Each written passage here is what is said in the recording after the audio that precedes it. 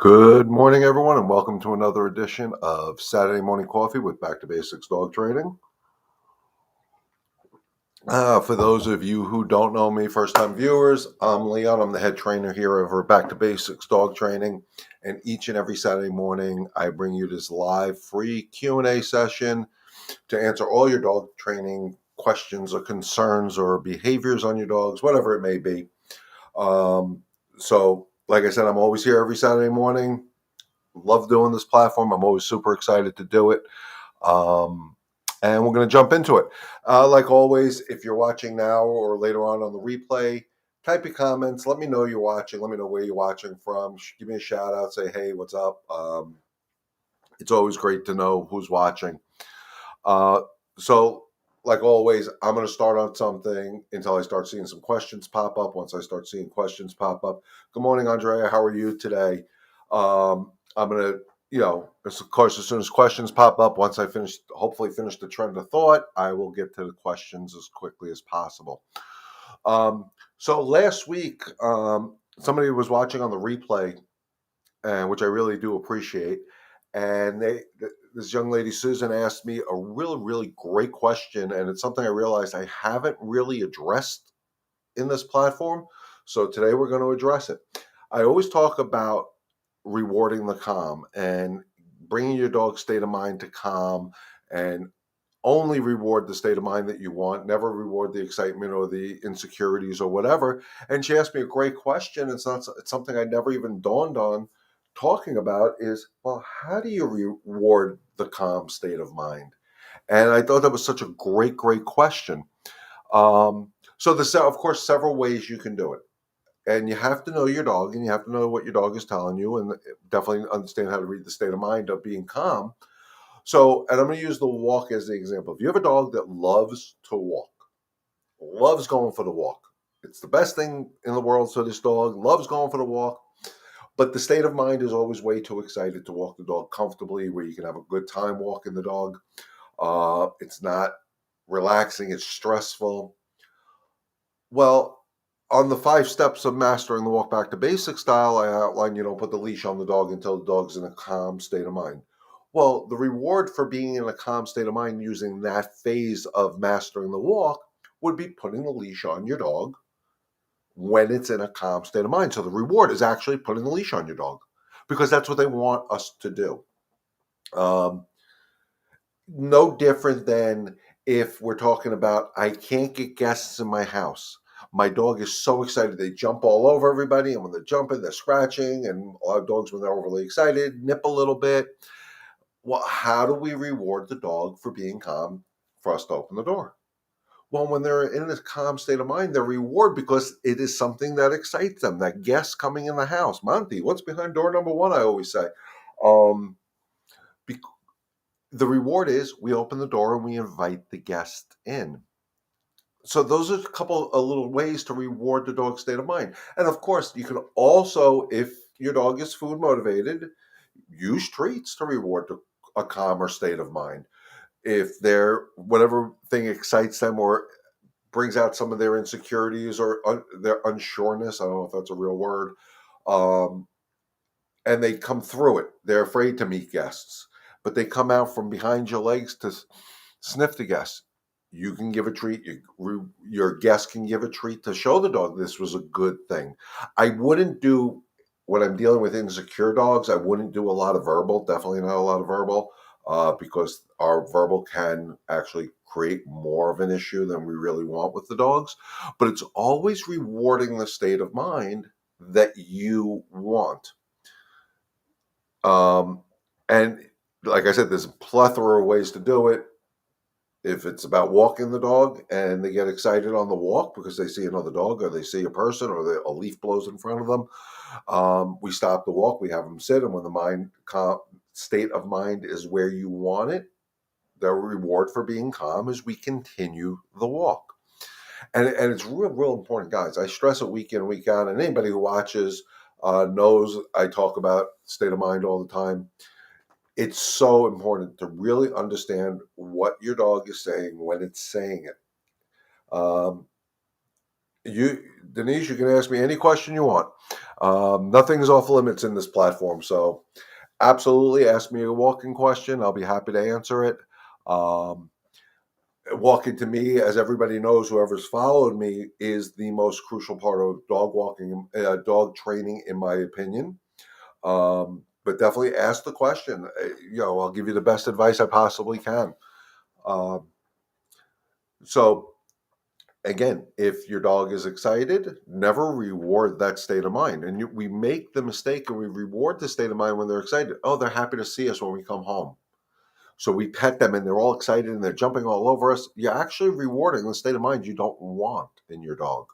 Or using walking the dog as the example, a lot of people make the mistake is, you want to go for a walk? You want to go for a walk? And we get the dog all excited for the walk, and then we hate the walk because they're so excited. They're pulling us all over the place. And it could be as simple as a Chihuahua or a Great Dane. It's the same theory. If a Chihuahua is pulling, yeah, physically it's not going to bother me that much.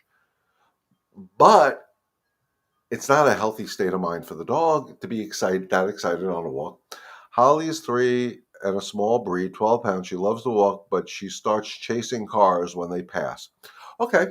And it's a very common thing. It's you guys got to remember, most dogs have some sort of herding or prey drive instinct.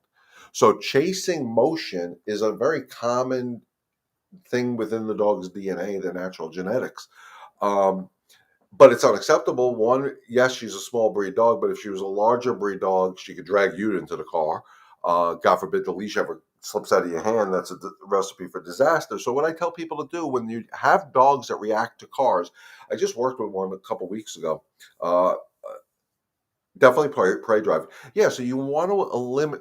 You want to teach her that this is an unacceptable behavior. And what I do when I have cases like this, like I had a case last week, I think it was, an Australian Shepherd who had a high herding instinct. That motion triggered it. That's in their genetics.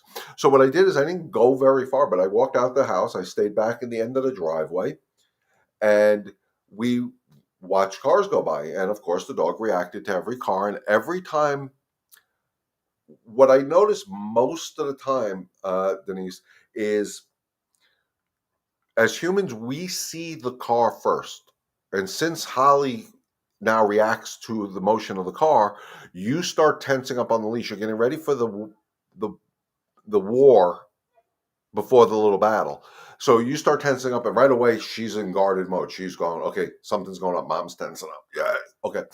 What I tell people to do is, since we see the car first, as soon as you spot the car coming or hear the car coming, start looking at Holly. Any change in her normal behavior when there's no cars around, you see any change, it could be just a little stiffening up. I hear something, correct her. A little leash correction with a firm no or nope or whatever your discipline word is, and then ask her to sit. I tell you to ask the dog to sit because I want to give him something else to focus on, which is me, not the car. So me saying the word sit gets them to focus more on what I'm asking them to do. And then if she doesn't react to the car, you praise, give treats, whatever because you want that state of mind. So you're going to praise her, good girl. Or if she's treat motivated, give her a treat. And you're going to treat her for not reacting to the car. But watch her body language because she's going to tell you a lot with her body language. So you hear the car coming, you start watching her, and you see that little bit of a change. You could be just hanging out. She's just doing it. That's the thing. Correct her there. Don't wait for the explosion. Most people wait till the dog makes that explosive motion towards the car or towards whatever it is. And their state of mind is so high at that point, it's very, very hard to correct them. And you feel like you're torturing your dog when you go to correct them at that high of a level. So if you try to catch it at the earliest stage, is why I say when you hear the car, you hear it before they do usually. You start watching her. As soon as you see any change, very firm but fair, pop of the leash at the same time as using your discipline sound, no, pay, whatever, and give her the direction to sit. Give her something else to focus on and try to keep her focus here on you. You need to be more relevant than the car. So I hope that makes sense. It's a labor of love. It doesn't happen overnight. It's not a quick fix, but it's the way to fix them. You're helping them make a better decision. So just take the time to do it right. But as always, even dogs with high prey drive, and Andrea, I'll get to your question in a second. Even dogs with high prey drive, if you watch my Master in the Walk series on YouTube, or it's How to Leash Train Your Dog on YouTube, it's every part of the walk. By the time when you take the leash out to going through the threshold, every step of the walk is based on a calmer state of mind. If you can get them out of your house in a calmer state of mind, it's easier to control those issues that of chasing the car or the bicycle, whatever it is, because if they go out at a higher level state of mind, it's hard. They're too distracted. So start it. If the dog gets excited, put in the leash on. Don't put the leash on Holly. When she's calm, put the leash on her. If you get to the threshold and she bolts out the door ahead of you, bring her back in. She has to walk out through the front door like a lady. And you're working on the state of mind constantly from the moment you take the leash out till you get through the threshold, till you do your walk, till you come back home. You're always going after the calmer state of mind. The more you practice, the more you do. Like anything else, repetition is key. Consistency is key. You'll see a lot of those unwanted behaviors go bye-bye. Garrison will focus on or look at me when I'm trying to correct him and redirect him from oncoming other dogs. Okay, so you need to work on something to, one, so you become more relevant, so he does learn to focus on you, Andrea. So what you can come up with some games. I call them focus games. If is Garrison, I hope I said his name right, Garrison, food motivated. If he is, use food to motivate him to focus on you and play a game with him with it. So what you do is cut up small pieces of high value food. I always say use boiled chicken, hot dog, low sodium hot dog, something better than treats. And what you do is at first you're going to do it inside where there's no stimulus, of course. And you're going to put the treat right by your eye and say, focus, or look at me, or whatever word you want to use. He looks at you, boom, right away. Timing is crucial. He looked at you, gave you the eye contact, good. And eventually you're going to move the treat over here, but you're going to say focus, but he's got to look here. And once he, or whatever word you're going to use, he looks, yeah, you give him the treat, praise, praise, praise. And eventually you're going to put the treat behind you and you're going to say, look at me or focus. And when they look at you, and then you start bringing that to the outside world, the same theory. And this works only if they're really food motivated. But again, if an oncoming dog, watch the state of mind from the moment you decide to go for the walk. I've done this leash reactivity with oncoming dogs coming at us so much over the last 2 years. I think really since like COVID started, because more people started walking their dogs, and I feel, and they've noticed this leash reactivity. It's so important to go out the door in a calm state of mind. Everything is based on a calm state of mind. And then when you see the other dog, again, you're going to see the other dog. No different than what we just talked about with Denise with the car. When you see the other dog coming, don't get tense. I know people wrap because they don't want the dog to escape. Hold your handle, relax yourself. Remember to breathe, guys. And you see the dog, that's when you start watching your dog. And as soon as you see that little change, if you're walking, most dogs, like I always say, got the strut going, they got this prance going, they're happy-go-lucky. And all of a sudden they pick up the scent, or they see or they hear the other dog, they change. What was that? Ears go forward or backwards, their body tenses up a little bit, some warning sign. Right there, if you do this focus game, you can pop, nope, sit, focus. And then keep your dogs focused. And when I say with the treat, one of the things I just forgot. So we're doing the treat. We're saying focused. Look at us. We give, in the beginning, we're giving it instantly. But eventually what you want to do is say focus. Dog focuses. Hold the treat. So you keep the focus on you. Then give the treat. And you work up to duration on how long between them looking at you when you give the treat.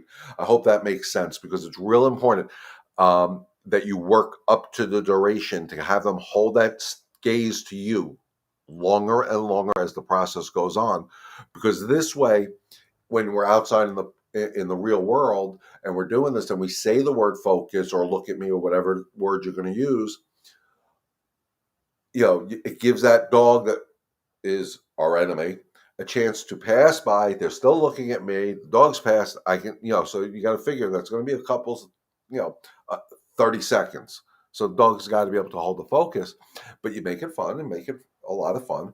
But again, you're set up for success. If you have neighbors or friends that have dogs, guys, work in your driveways, work in front of your houses, work if you're in an apartment complex, work outside right where dogs are, just stay off the path. Ask somebody to help you. And we do it all the time here at Back to Basics. When we have this, we'll bring Zoe to a job and I'll be on one side of the street with my client's dog. My wife and my daughter will be on the other side of the street with Zoe, and we're just doing the zigzag. Boom, we're walking in different directions, and we're controlling, and eventually we shorten up the distance and we bring the gap closer and closer. To hopefully, I can eventually take both dogs and we just go for a walk. It's desensitizing them. Most dogs, when they're acting like that, are not aggressive. They're overly excited, and that's that state of mind that I can't stand. So the more you work on it, matter of fact, I'm going to be working, I think, Tuesday with a really, really overexcited dog. This dog is super strong, super overexcited. I had the privilege of working with him a little bit at an event on Wednesday, and we're going to do our first full session on Tuesday. And I'm going to try to set up cameras in different areas because I have a controlled environment where I can maybe be able to do this right and actually videotape the whole process, because I think it's so important. This dog is overly excited over everything. Humans, dogs, leaf blowing, just overexcited, wants to please people and be with people and play with dogs. But he's just, good morning, Jenna. I hope you're seeing me okay. If he just doesn't know how to contain his own excitement, and because he's such a big dog, a strong, powerful dog, his overexcitement definitely gets him into a lot of trouble. I mean, so we're going to work on it. It's going to be a tough. I worked with him a little bit, like I said, made some progress, but we need to do full sessions. It's going to be a labor of love because it's going to be such baby steps on this process with this guy, where literally I don't know what's going to happen. I never do. But I'm going to take my time with him because I think every step, just that's all. He could be sitting calm. The state of mind is exactly where I want. I took a step forward and he went back crap crazy. So he's just got to learn, and we got to as I always say, we got to rewire his brain a little bit. But it's so well worth it for his well-being, his state of mind. Remember, guys, if we control the state of mind, we help them with their health issues and their general well-being and their longevity of life. Being in a constant excited state of mind is not healthy for a dog. Same way it's not healthy for a human. Being in a constant unsure state of mind is not healthy for a dog, the same way it's not healthy for a human. So it's our job to help them. We rewire their brains, for lack of better terms, and we help guide them through the processes. And when done right, it does work, but it takes time. If anybody expects a timestamp on them, they're out of their freaking minds. Every dog's an individual. So, Andrea, I hope that answered your question to help you garrison out a little bit there. Let me know in the comments if you need more clarification on anything. But guys, like I said, it's the same thing all the time. I walk into homes with people with dogs. I'm going to see my grand dogs later on today, and they're going to be excited when they see me, but they're not going to get my affection until I get them to the state of mind they need, which is calm. I just did some work with Zoe, so let's use it. It's a thing I'm going to attempt to videotape. I'm just waiting for some, a little bit better weather and a day where I can plan out the right thing. We have a dog park here in our complex, and usually my wife takes Zoe to the dog park to play with other dogs. And if another dog is at the gate when Zoe's coming in, Zoe gets a growl going. That's her form of communication. It's not an aggressive growl, but of course it sets people off because she has a growl, and she has a deep growl. And when she's in the dog park before any dogs get into the dog park, she sees them. She's been allowed to run to the gate. And again, when they get to the gate, I'll try and let you know. Yeah, guys, anybody I would give advice to, shoot me comments, Facebook message me, text message me. I'll put my phone number up here again and my email address. Guys, let me know what's going on. We're trying to give you the advice. I'd like to know, the follow through and how it's going. If you need clarification, of course, you can always reach out to me. But it's real important. You can text me at the 631-514-9128. Email me at info@backtobasicsdogtraining.com. Facebook message me on the Back to Basics Facebook page. I think there's a way to do it on YouTube too, but I'm not sure about that. But yeah, definitely keep me updated. Let me know how it's going. If we need to clarify things, of course we will. But getting back to what I was saying, so I've been taking Zoe to the dog park this week just to see what my wife was talking about. And the one thing I noticed is when my wife was bringing Zoe into the dog park, it was with that sense of excitement. Yes, I know. I actually, maybe I'll come over today. I'm not sure yet. I'll let you know. Yes, just text me. If I'm in sessions, guys, or if I'm doing this, I'm not looking at my text, but I do respond to the text.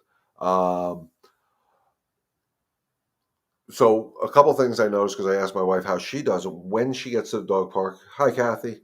Um, Good morning, Michelle and Athena. I will get to Kathy's question in a second. Let me just finish my trend of thought, Kathy. So when Zoe was going with my wife to the dog park, when she was entering the dog park, she was ahead of my wife. She was excited because there was other dogs there, and again, the wrong state of mind. So this week, I've had a chance to work with her a little bit. What I did is I did not let her lead me into the dog park. We stopped outside the first gate. She had to calm herself down, opened up the first gate, made her calm down again, opened and closed it. When she was calm, I took the leash off. She wasn't allowed to move. And then I opened the gate into the dog park area first. And I walked through first, even though there were dogs there. The dogs gave me my space. She was able to come in, and then they played. When she was in there first, her first instinct was run to the gate to greet the dogs, but then they would come over. So I didn't allow her near the gate. Other dogs were able to come in, and she stayed calm, and she was able to play like a lady. So it's always going after the state of mind. Even in my own dog, it has to be reinforced, and it's me teaching other people. So Kathy says, thank you, great leash advice, thank you. What about a dog pulling on the leash? How do we control excessive pulling? Again, excessive pulling is 99.9% caused by overexcitement before you even get out your front door. Anybody who I've had the privilege of working with or on this Facebook Live can also answer this question. I don't know if Donna is watching with Stark. Stark was a huge puller. By controlling the threshold, and again, Kathy, I don't know if you had watched my How to Leash Train Your Dog playlist on my YouTube channel. I will put it in the comments on the Facebook page after we go live, after the live wraps up today, just so you have the playlist. Always go to it. Episode 2 is about threshold management. Threshold management is learning how to control the dog going out to the outside world. And this is where 99% of the people lose their walk, is at the threshold. You don't open the door to go to the outside world. Definitely going to be doing something in the dog park, but I'm not going to do it with my dog. I'm going to do it with another dog. I'm just trying to arrange timing with everybody, where we're going to bring a dog that is overly excited to a dog park, and we're going to do that whole process on film, uncut, uninterrupted, and I may even decide to do it live if I get good Wi-Fi there, guys. I may just decide, and that'll just be a video we put out there. I'll put it, of course, on my YouTube channel once it goes live. I may do it live because I really want to show you it can work, and in real time, it's reality. And no cutting, no interruption, because if anybody knows me, all my videos on YouTube are not cut, not interrupted. What I say, same as I do it here live. But we'll definitely do that. So getting back to Kathy. So Kathy, when you decide you're going to go for a walk with your dog, you're going to put the dog on the leash, and the moment you put that leash on the dog, if the dog's state of mind is calm, because you shouldn't put the leash on if they're excited, and you start that process of from wherever you put the leash on going to wherever you're going to go out. So I'm going to use the front door as the example. If at any time the leash is on, you start walking to the front door and your dog starts pulling, you stop because your dog's excited. You come back to where the process started, get a calmer state of mind. When the mind is calm, take a step forward. If the dog stays with you, continue the process. At any time the dog's state of mind changes, you stop the process, reset right there, get a calm state of mind, and continue. Now, so we walked the 15 feet from the living room to the front door, and the dog followed us or stayed with us. You put the dog in a position of where you can open the door comfortably without hitting the door. So dog should not be in front of you, standing right in front of the door. They should be in a position where you can open the door comfortably. And I tell people, have your dog sit. I don't personally care about the sit. I just don't like forward motion. Have them sit. You go to touch the doorknob. The odds are your dog is going to get up like we're ready to go. Stop the process. Put them back to where you started this process. Have them sit. Go to reach for the doorknob. If they stay seated, continue the process of opening up the front door. If at any point during the process of opening up the front door, the dog gets up and runs to the door, stop the process, shut the door, do it again. You're going to teach them the only way that door is going to get open to the outside world is when you're in a calm state of mind and you're following my directions. So now everything goes good. We open up the door. And if you have a storm door, you got to double this process. Guys, that's just reality because it's two different doors. But so we got the door open, dog is still sitting there.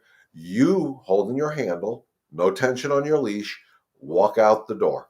You did not give your dog permission to move, so they shouldn't move. So you can use the word stay. You're walking out the door. They should stay in that position where you put them. And then when they look at you for guidance, you can invite your dog outside. And they have to walk through that threshold, that doorway, like ladies and gentlemen. If they bolt out at 700 miles an hour, they come back in. And you start that, you being outside, inviting them out again. You're breaking the excitement pattern. It is so crucial to break that at the threshold. I've said this a million times. I'll say it a million more times. If you have an hour dedicated to walk your dog, and it takes you 45 minutes to get out the front door the right way, your walk's 15 minutes because mentally you controlled everything. Your dog is going to be too tired to go for too long of a walk at that point because their brain is like, whoa, what's going on? And when you use your brain more, you're tired. Same as dogs and humans are very similar to that. And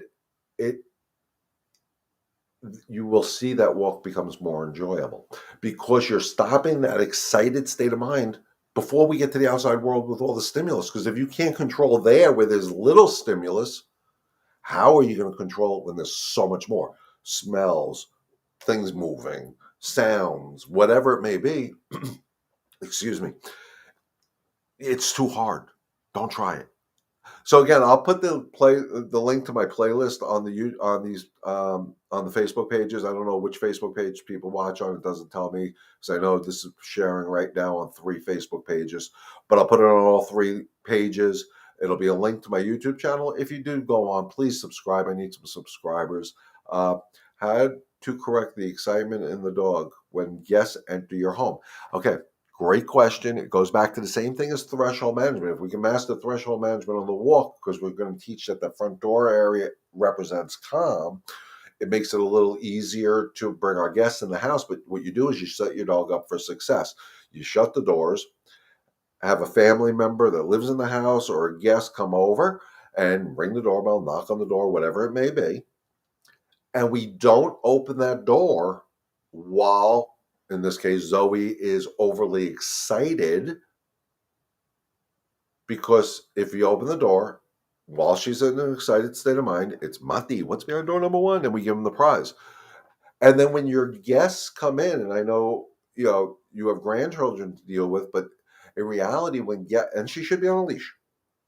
When guests come in, Their job is no look, no touch, no talk. They're not there to see the dog. They're there to see you guys. And they should totally ignore your dog and then only bring Zoe over to the guests when she's in a calm state of mind. Then you bring her to your guest. They can start petting her, but at any point in that process of them petting her, she gets overly excited. We stop the petting process. You do your correction with your no, little leash top, and then when she's calm, the guest can continue petting her. So she'll learn the only way she gets the attention or the affection from these people coming in the house is in that calm state of mind. Remember, she's a puppy. She's still going through a lot. One day, what we'll do is I'll come over with either Marcy or Samantha, and we'll make them wait outside so we can go through the process. Um, but it's really important. Zoe gets excited. Somebody knocks on my door. Zoe gets excited, guys. She's not that bulletproof. So what I have to do is tell her to whoop, back up, sit. She focuses on me. I tell her I don't use the word stay with her, but basically say stay, and then I can open up the door. And just because I open the door doesn't mean your butt's allowed to get off that floor, that where I put you. And there are times she breaks that protocol, and I'm like, "Oh, sorry, I got to shut the door. I got to control the dog." It's just you have to do it. You have to do it. You have to do it. You have to do it. And the more you do it, the more if hold on, I forgot what I was saying here. The more that Kathy works on, or all you guys work on threshold management, getting the dog out for the walk, the more you do it, the more the dog learns to get out for the walk. I have to be in a calm state of mind. The more you work on controlling your dog's excitement when somebody comes, you have guests come over, the more you do it, the more you practice this, the more you set your dog up for success, the it starts just happening without you even noticing it's happening. And those are the beautiful moments because then all of a sudden somebody rings the doorbell, you tell you dog direction, put them in wherever their place is or wherever you want them to sit so you can invite your guests in. And she's not acting like an idiot. It's like, holy crap, I didn't even realize it was happening. Same thing with the walk. You manage threshold management, then you go out for your walk, and all of a sudden one day you're walking and your dog's not reacting to as severely as they used to. But getting back to Kathy, so you control the threshold. Now we're outside, everything is going good. First of all, short leash because we're going to do some structure, not sniffing the ground, not doing anything. And like I've said to other people on this platform, Kathy, is most of the time when dogs are pulling, it's because they're trying to smell something. Well, one, because we're giving them 6 foot worth of leash. They're in the structure part of the walk, which is episode 3 of my playlist. It's not about sniffing in the beginning. It's about structure, leadership. You're following me. I'm in charge. That's why you give a short leash. And anytime you feel any tension created by your dog on your leash, you should be checking your dog. Nope, nope, nope. I don't care if you do it 100 times. If, I got to be real careful with this one.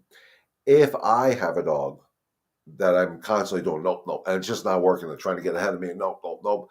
A lot of times I will give them a full leash and I'll make a very, very hard correction, you know, and then I bring them back to me. I don't follow them. They come back to me and we start over at that point. The harder correction is to say, hey, I totally disagree with it. Just be real careful. Again, when I talk about disciplining or correcting a dog, guys, it's not about hurting or scaring the dog. So if I say I'm giving a hard leash correction, it's not to hurt the dog. It's to know I'm serious. It's like when you're trying to have a conversation with, I'm going to pick on our kids right now, and you need to show that you're serious. Your tone of voice changes. You may get a little louder. You get a little sterner. That's what that extra correction to me means.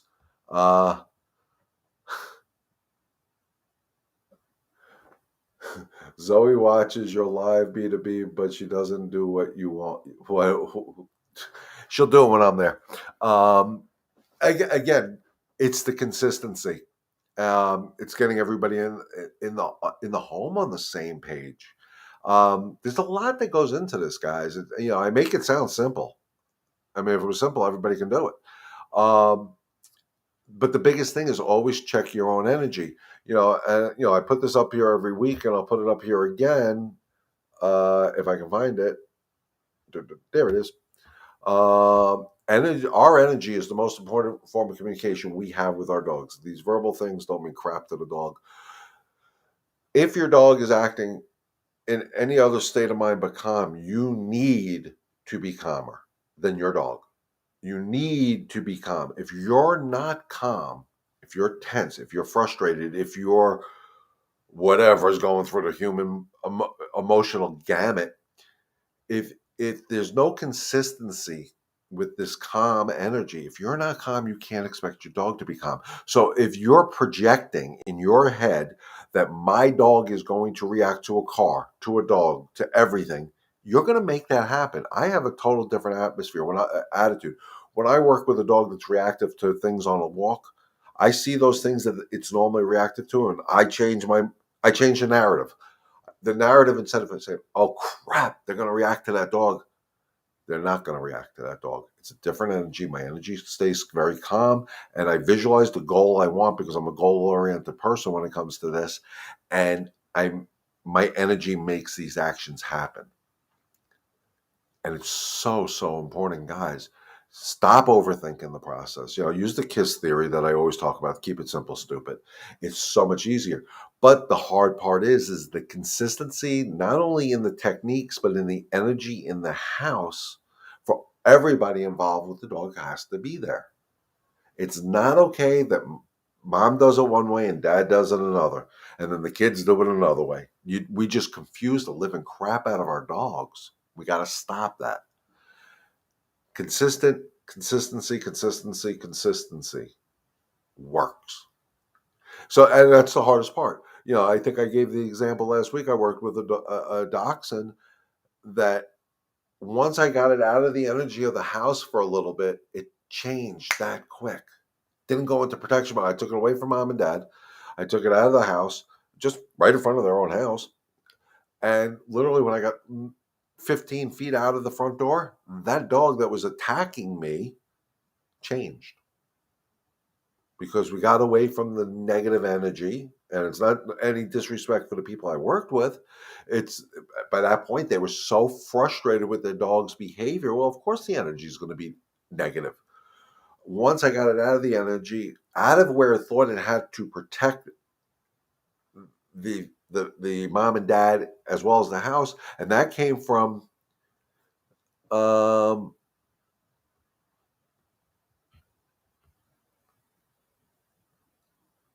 okay, I'll definitely put all my contact information on my YouTube, on my Facebook page. It's there, but on the Remember Me Rescue stuff, I'll put all my contact information up there as well after I go live here. I don't know if I can do it now, so I'm not even going to try it because I get confused with this modern technology. Um, but once I took that dog away from the energy, it changed because now my energy was more overpowering, my calmer energy, and the dog just looked at me like, "Thank God you're speaking my language." So it was real important. And then we got on the same page. As a matter of fact, I got to follow up with them with a phone call today because it's been about 2 weeks since I was there, and I want to see how things are going. Um, but consistency, again, not only what we're teaching our dogs or asking them to do, but the consistency with the human element. Everybody's got to be on the same page. One person can't make excuses for the dog's behavior while another person is trying to discipline them. It doesn't work that way. Um, if one person is disciplining the dog, let that person discipline the dog. You can help, you can assist, but don't take over because the dog has to understand.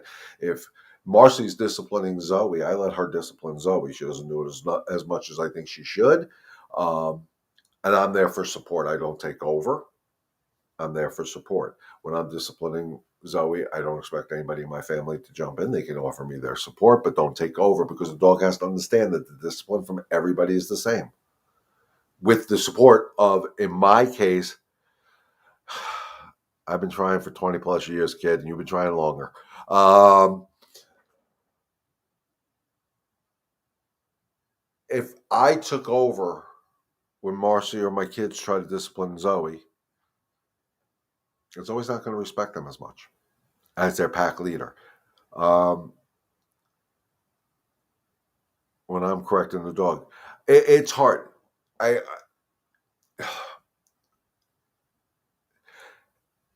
As a man, most men think, okay, our women folk, and please don't take this the wrong way, our women folk need our help, and we jump in and we take over. And in this case, it can't happen that way, and it shouldn't happen in most cases.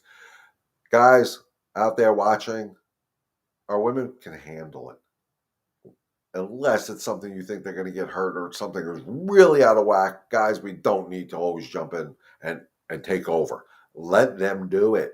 So if in this case Jenna is correcting Zoe, Al has to stay out of it, or just support her, not take over for her. I hope that makes sense, guys, because I get my I see it happen a lot. But everybody's got to stay in the second guessing. If we're second guessing what somebody else in the house is doing, think of the energy that's going about. The person second guessing, so this is negative energy, and the person being second guessed is starting to get pissed off. Think about that energy, and then we expect our dogs to be calm. Well, hell, when the adults can't be calm, how do we expect our kids to be calm? Guys, it's hard, but once you see it, it works.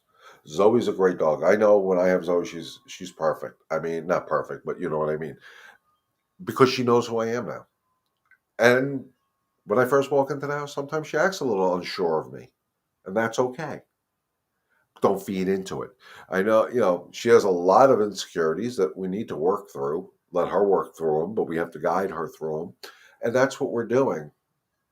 We have to guide them through whatever it is. So if they're overly excited, we got to guide them through to the calm. If they're unsure, we got to guide them through to the calm. It always comes back to a common denominator of calmness. But again, if you're not calm, there is no way in hell your dog is going to be calm, guys. So I hope today made sense. We're at the magic 45-minute mark, unless there's more questions. Um, you know, Of course, if there's more questions, I'm going to answer them as best as I possibly can. So after these things post up on Facebook, I will put the link to my playlist, guys. And remember, if you haven't subscribed to my YouTube channel, please subscribe.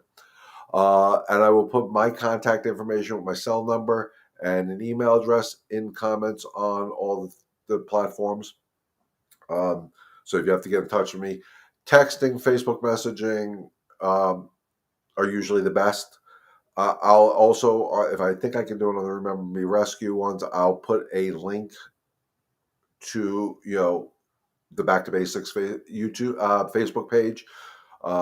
This way, you got the live and in living color. Like my page, you can private message me through there. Those are always the best ways to get in touch with me, guys. But I think we had a real good week. I hope everybody, what I said this week makes sense to everybody. I need to look at my calendar, so I'm going to be a little rude right now. We will be doing this. Actually, okay, so next Saturday, the 18th, will be the last broadcast for the year. Reason being is Christmas and New Year's fall on a Saturday, so we're not going to post those. So next week will be the last one for the year. We're going to talk about predominantly having guests in your home next week. So share this with your friends and family. Guys, I ask you every week, this is a live platform I put out there. It's free. It's live. It's in living color. There's no editing here. But it is a free service. The only thing I do ask for in return is to please share my YouTube channel, my Facebook page, with your fellow dog lovers around the country and the world. The more people we get to join these chats, the more questions we get asked, the more will help the dogs and live up to one of my mottos, which is together we can help one dog and one family at a time. So the more you guys share this platform out there with your friends and family and fellow dog lovers around the country and the world, the more we get on here, the more questions. I'll stay here for hours, guys, answering questions as long as I see the questions popping up here. It'd be absolutely my pleasure to do that. But with that being said, guys, thank you again for inviting me into your homes this Saturday morning and every Saturday morning. As always, stay healthy, stay safe. God bless. And remember, together we can help one dog and one family at a time. Enjoy the rest of your weekend, guys. We'll see you next Saturday.